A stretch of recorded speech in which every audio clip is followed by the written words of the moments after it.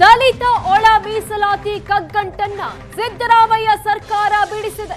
ಅಳೆದು ತೂಗಿ ದಲಿತ ಮೀಸಲು ಹಂಚಿಕೆ ಮಾಡಿದೆ ರಾಜ್ಯ ಸರ್ಕಾರ. ದಲಿತ ಸಮುದಾಯದ 3 ವರ್ಗಗಳಿಗೂ ಸರ್ಕಾರ ಮೀಸಲಾತಿ ಹಂಚಿದೆ.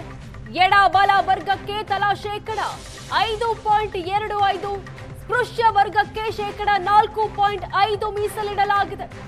%17ರ ಬದಲಿಗೆ %15ರಷ್ಟು ಮೀಸಲಾತಿಯನ್ನ ರಾಜ್ಯ ಸರ್ಕಾರ ಹಂಚಿದೆ. ಒಟ್ಟಾರೆ ಮೀಸಲಾತಿ %50ರ ಮಿತಿಯೊಳಗೆ ಸರ್ಕಾರದಿಂದ ನಿರ್ಣಯ ಕೈಗೊಳ್ಳಲಾಗಿದೆ. %56ರ ಮೀಸಲಿಗೆ ಕಾನೂನು ಅಡ್ಡಿ ಕಾರಣಕ್ಕೆ %50ರ ಅಡಿ ನಿರ್ಧಾರ ತೆಗೆದುಕೊಳ್ಳಲಾಗಿದೆ.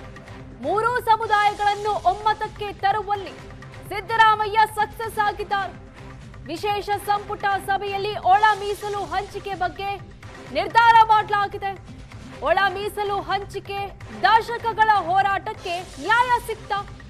ದಲಿತ ಎಡ ಬಲ ಸಮುದಾಯದ ಮೀಸಲು ಗುದ್ದಾಟ ಮುಗಿತಾ? ಹಾಗಾದ್ರೆ ಸರ್ಕಾರದ ಮೀಸಲು ಹಂಚಿಕೆಯನ್ನ ಒಪ್ಪಿಕೊಳ್ಳುತ್ತಾ ಸಂಘಟನೆಗಳು?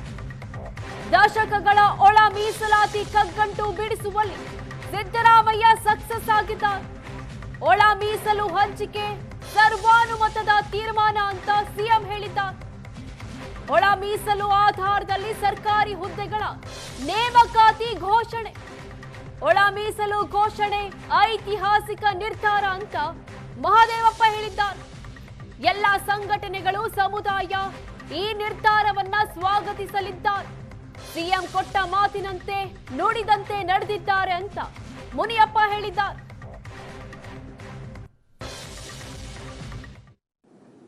ಆ ನೋಟಿಫಿಕೇಶನ್ ಅನ್ನು ವಾಪಸ್ ಪಡೆದು ಇವತ್ತೇನು ತೀರ್ಮಾನ ಆಗಿದೆ 5.25, 5.25 ಪ್ಲಸ್ 4.45, 4.5 ಇದು ಸರ್ವಾನುಮತದಿಂದ ತೀರ್ಮಾನ ಆಗಿರತಕ್ಕಂಥದ್ದು. ಅದರ ರೀತಿಯ ನೋಟಿಫಿಕೇಶನನ್ನು ರೀಇಶ್ಯೂ ಮಾಡೋದು. ಆಮೇಲೆ ಈಗಾಗಲೇ ಬಜೆಟ್ನಲ್ಲಿ ಘೋಷಣೆ ಮಾಡಿದ್ದೀನಿ ನಾನು, ಈ ವರ್ಷ 56,432 ಪೋಸ್ಟ್ಗಳನ್ನು ಭರ್ತಿ ಮಾಡ್ತೀವಿ ಅಂತ ಹೇಳಿದ್ದೀವಿ. ಅದರ ಪ್ರಕಾರ ನೋಟಿಫಿಕೇಷನನ್ನು ಇಶ್ಯೂ ಮಾಡೋದು ನಂಬರ್ 1. ನಂಬರ್ 2, ಅದರೊಳಗಡೆ ಒಳ ಮೀಸಲಾತಿ ನೇಮಕಾತಿಗೆ 56,432 ನೇಮಕಾತಿಗೆ ತುರ್ತು ಕ್ರಮ ತಗೊಳ್ಳೋದು ಅಂತ ತೀರ್ಮಾನ ಮಾಡಿದ್ದೀವಿ. ಇದೊಂದು ಐತಿಹಾಸಿಕವಾದಂಥ ತೀರ್ಮಾನ.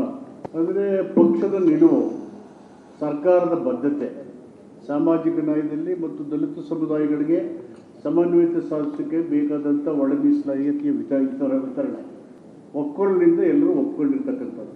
ಸಂಘಟನೆಗಳು ಭೇಟಿಯಾಗಿದ್ದಾವೆ, ಲೆಫ್ಟು ರೈಟು ಗೋವಿ ಲಮಣಿ ಎಲ್ಲ. ಅಂದರೆ 15 ಪಾಯಿಂಟ್ ಇದ್ದರೆ 15 ಪಾಯಿಂಟ್ಗೂ ಸಿಗಬೇಕು. 15 ಪಾಯಿಂಟ್ ಕವರ್ ಆಗಬೇಕು 3ಕ್ಕೂ. ಅದಕ್ಕಿಂತ ಕಡಿಮೆ ಇದ್ದರೆ ಆ ಮೀಸಲಾತಿ, SC ಮೀಸಲಾತಿ ಅದಕ್ಕಿಂತ ಕಡಿಮೆ ಇದ್ದರೆ 3 ಗುಂಪುಗಳಿಗೂ ಅನ್ವಯ ಆಗದೇ ಇದ್ದರೆ, ಒಬ್ಬರಿಗಾದರೆ ಇಬ್ಬರಿಗಾದರೆ, ಇಬ್ಬರು ಉಳ್ಕೊಂಡ್ರೆ ಅಥವಾ ಒಬ್ಬರು ಉಳ್ಕೊಂಡ್ರೆ ಅಂಥ ಕಡೆ ಒಳ ಮೀಸಲಾತಿ ಅನ್ವಯ ಆಗೋದಿಲ್ಲ. ಅದರ ಬದಲು ನಾವು ಅದನ್ನು SC ಜನರಲ್ ಅಂತ ಇಟ್ಟಿದ್ದೀವಿ. ಕೊಟ್ಟ ಮಾತಿನಂತೆ ನಮ್ಮ ಡಾಕ್ಟರ್ ಪರಮೇಶ್ವರ್ ಅವರು ಚುನಾವಣಾ ಪಡೆದ ಅಧ್ಯಕ್ಷರಾಗಿ ಒಳ ಮೀಸಲಾತಿ ಕೊಡ್ತೀವಿ ಅಂತ ಪ್ರಣಾಳಿಕೆ ಹೇಳಿದರು. ಈ ಎಲ್ಲ ವಿಚಾರ ಬದ್ಧತೆಯಿಂದ ಒಂದು ಐತಿಹಾಸಿಕ ತೀರ್ಮಾನ ಮಾಡಿದ್ವಿ. ನಾವೆಲ್ಲರೂ ಸಂತೋಷದಿಂದ ಒಕ್ಕೊರಲಿಂದ ಈ ತೀರ್ಮಾನ ಮಾಡಿದ್ವಿ. ಈ ದಿನ ಮಾನ್ಯ ಮುಖ್ಯಮಂತ್ರಿಗಳು ಇತಿಹಾಸ ಪುಟಗಳಿಗೆ ಸೇರಿದ್ದಾರೆ. ಸುವರ್ಣಾಕ್ಷರಗಳಲ್ಲಿ ಬರಬೇಕಿರುವಂಥ ದಿನ.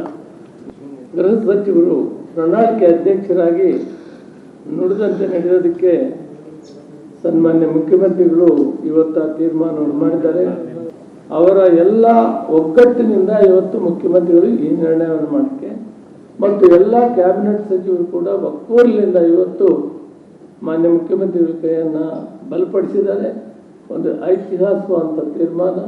ನಾವೆಲ್ಲ ಅಣ್ಣ ತಮ್ಮಂದಿರು ಹಿಂದಿನಿಂದ ಒಟ್ಟಾಗಿ ಬಂದಿದ್ದೀವಿ, ಮುಂದೇನೂ ಒಟ್ಟಾಗಿ ಹೋಗ್ತೀವಿ, ಒಟ್ಟಾಗಿರ್ತೀವಿ, ಒಟ್ಟಾಗಿ ಬಾಳ್ತೀವಿ.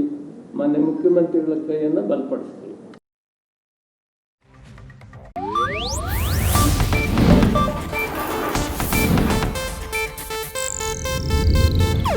ಇದು ಏಷ್ಯಾನೆಟ್ ನ್ಯೂಸ್ ನೆಟ್ವರ್ಕ್ ಪ್ರಸ್ತುತಿ.